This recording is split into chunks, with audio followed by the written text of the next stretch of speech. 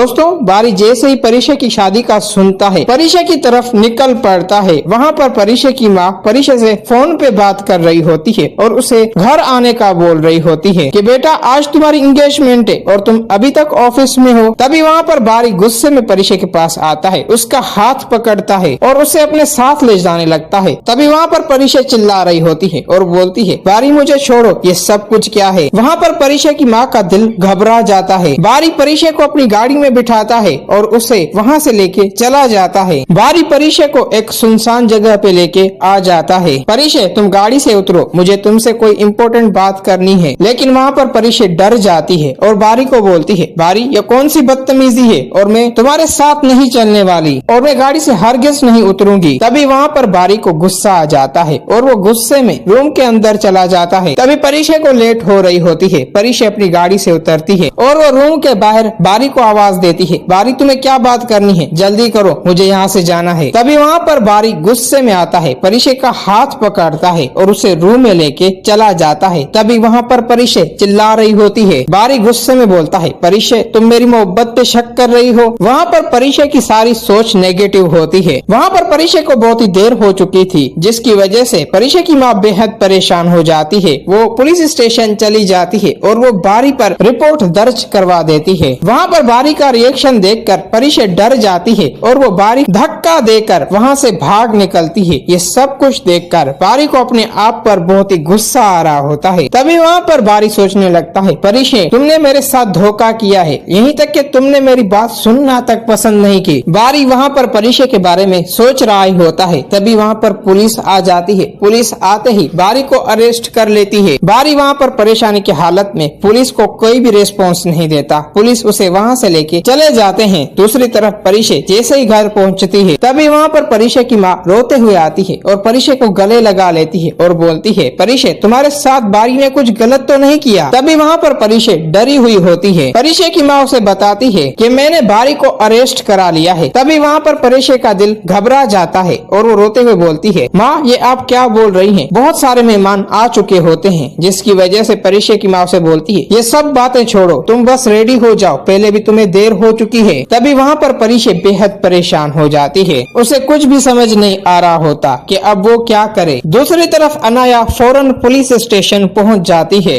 और वो इंस्पेक्टर को बोलती है आपने बारी को अरेस्ट करने की हिम्मत कैसे की। तभी वहाँ पर इंस्पेक्टर बताता है बारी ने एक लड़की के साथ करने की कोशिश की है, उसी केस में हमने बारी को अरेस्ट कर लिया है। अनाया फौरन बारी को जेल से रिहा करा देती है और अनाया अब परिशय से बदला लेने का सोच रही होती है कि परिशय कुछ भी हो जाए अब मैं तुम्हें तबाह और बर्बाद कर दूंगी जिस तरह से तुमने मेरे बारी को तबाह और बर्बाद किया है। दोस्तों अगर आप लोगों को ये वीडियो अच्छी लगी हो तो इस वीडियो को लाइक करें।